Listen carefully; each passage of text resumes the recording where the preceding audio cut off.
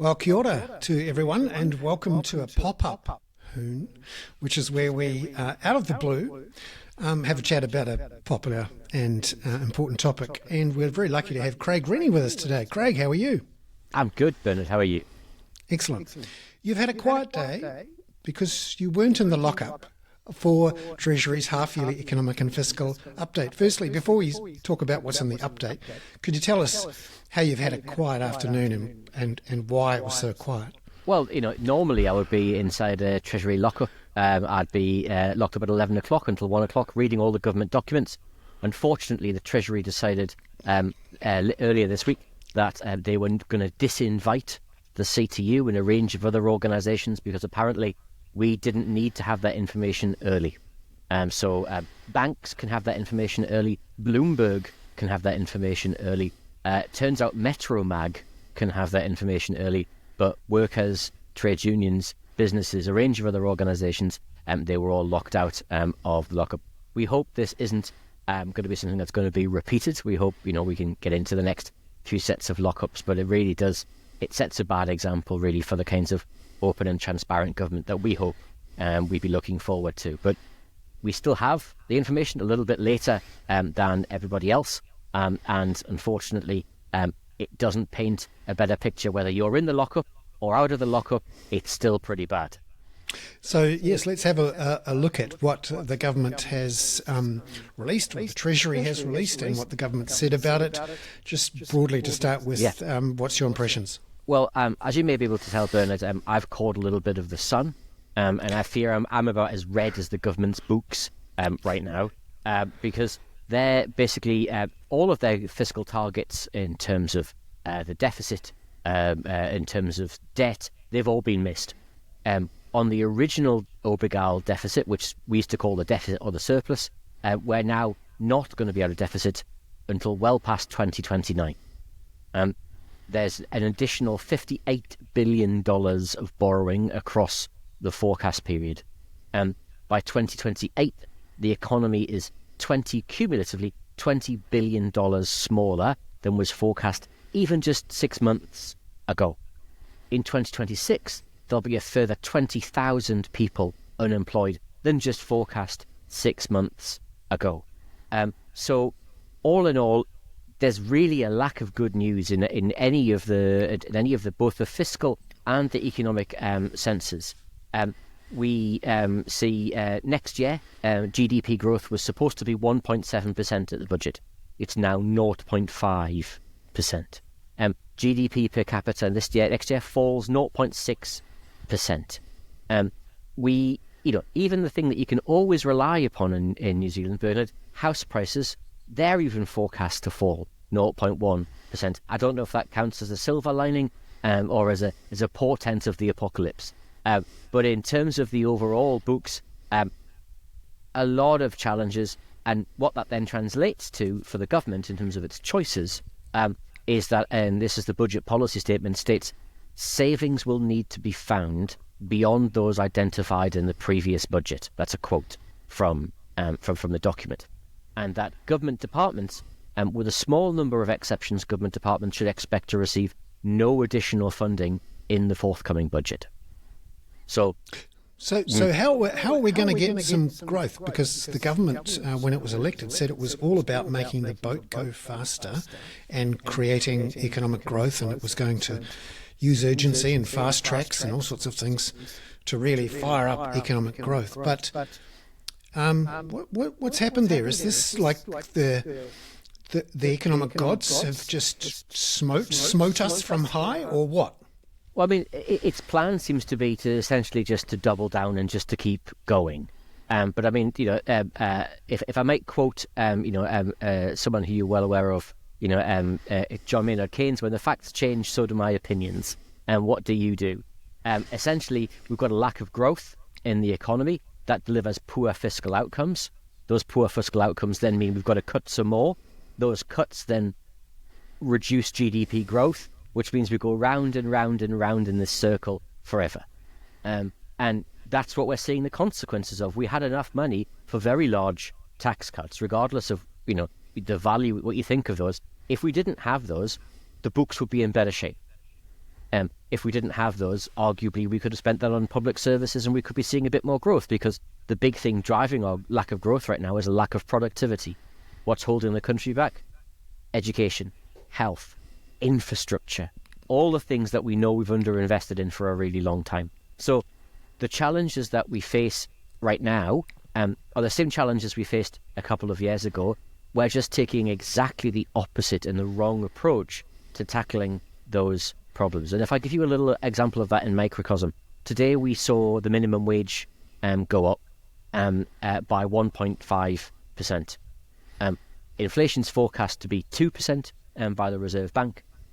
So that means that the average full-time minimum wage worker will be about $235 a year worse off as a consequence of that.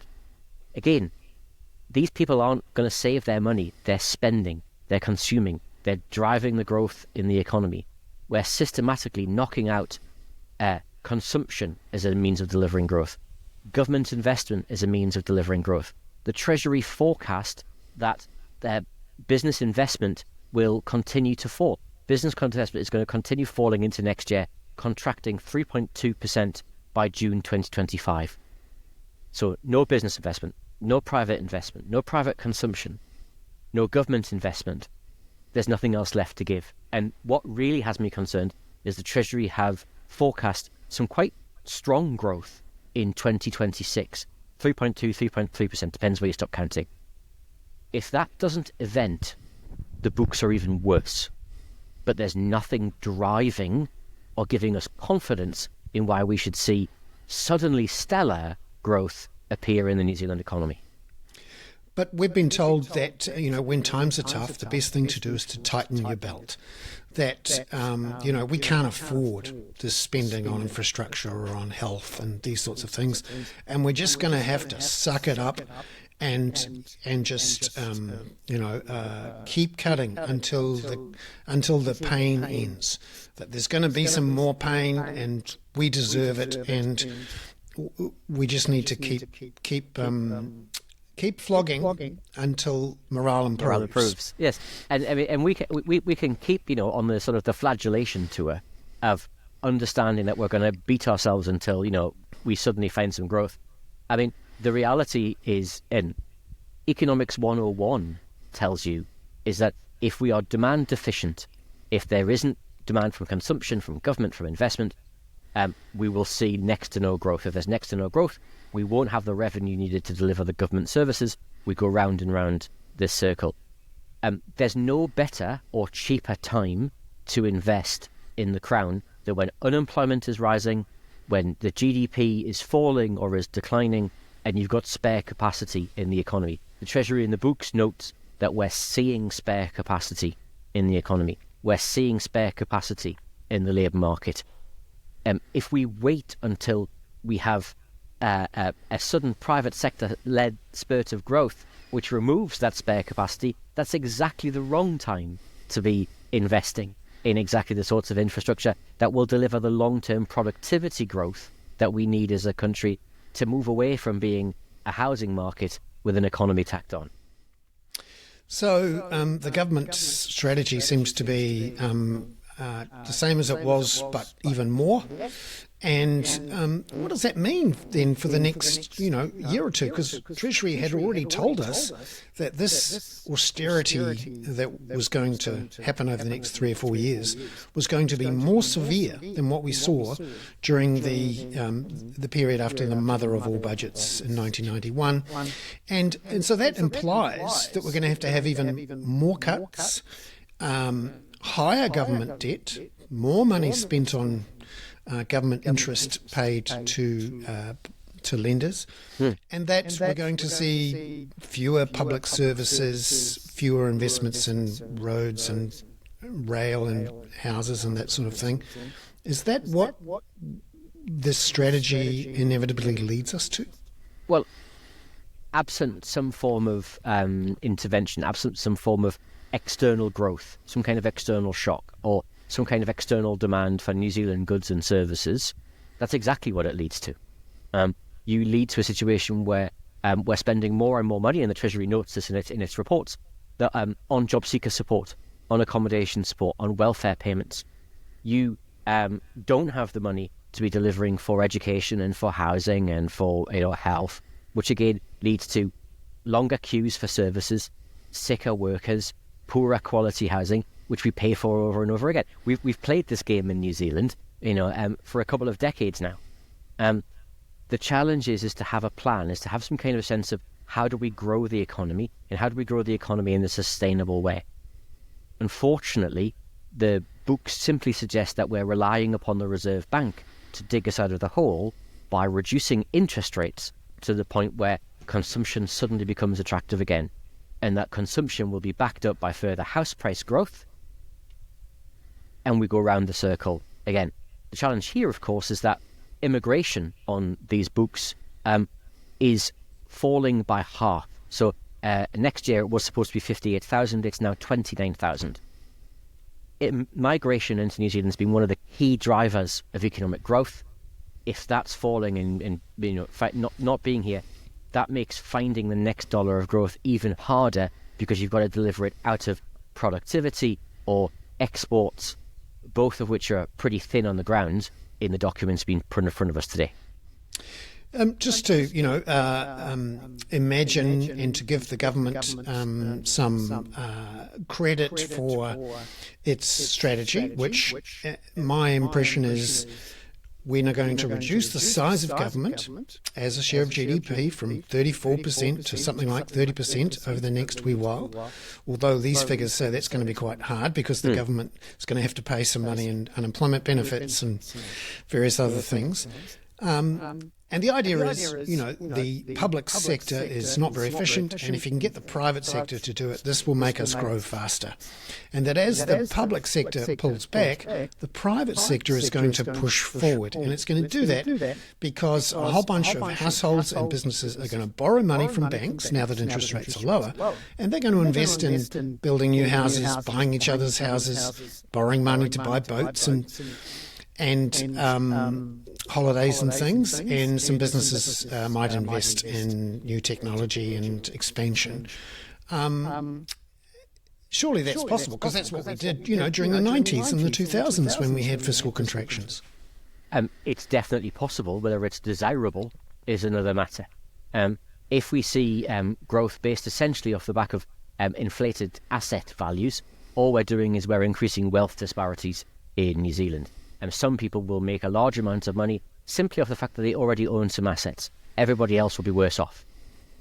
If you're a multiple property owner and you're able to hike the rents up, great, fill your boots. But for everybody else who has to earn a living and pays tax from the first dollar, that's not really a recipe for long-term sustainable prosperity in a country. It's not a recipe for making sure people have great jobs and careers in New Zealand. It's why you see record numbers of them leaving the country right now. We lost approximately one person every 4 minutes and 50 seconds last year, according to the statistics. By the time you and I have finished talking, there'll be 3-4 people who've left the country never to come back. So, it's not really a recipe for delivering long-term sustainable prosperity in New Zealand. It's a recipe for delivering more of the same as we saw before 2017. And we can do better. And what we learned during COVID is that actually, that model falls apart really quickly if it's tested, and we had to intervene in many ways to keep the economy going. Simply cutting back to 30% of GDP, delivering net core current debt of around 40% of GDP, none of it is actually going to deliver the public services that we need, nor the public estate that we need, or actually deliver the kind of New Zealand that we want. It's funny, the New Zealand that we want exists, it's just across the ditch in Australia, where you've got wages being 25% higher and you've got better public services. You also have national pay awards, and you have a much more interventionist government in the economy. Here we seem to be heading in the opposite direction of that, and the books here are showing that the early results from this experiment aren't working. Just finally, Craig, before he became Prime Minister, Christopher Luxon went to the United Kingdom and spoke to the then Conservative government, which was pursuing a version of its austerity strategy that has been running since 2010 when David Cameron was elected. And it seems to be a disease that's catching because the current Labour government in the UK seems to be quite keen on this idea as well. So, austerity seems to be something at least some people have done. But what is the research and the studies and the examples collated and measured by the likes of the IMF, the OECD, the World Bank? What have they found about whether austerity actually works to grow your economy and reduce government debt? Because that's the whole aim. Well, it's before we even get into growing GDP.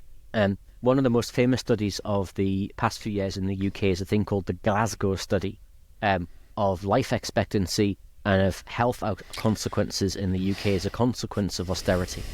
The estimate is around 320,000 people died as a direct consequence of austerity programmes in the UK, i.e. they had their life expectancy so shortened, or they couldn't access health services, or they couldn't access other services, and as a consequence their lives were reduced, or their life expectancy was reduced to the point that caused the equivalent deaths of around 320,000 people. Now, the UK is a very large country, has a population of around 70 million, but 320,000 people is a lot to be sacrificing on the altar of some marginally better fiscal indicators. And sadly, what we saw in the UK was that the fiscal indicators actually went in the wrong direction. Net core crown debt on the equivalent basis in the UK is a little bit over 100%. It's 40% in New Zealand. If you look at the outcomes for the health service, for the NHS, for education, there's a fantastic book by Danny Dorling, which has just been released, called 7 Stories, which follows 7 children through their lives in the UK.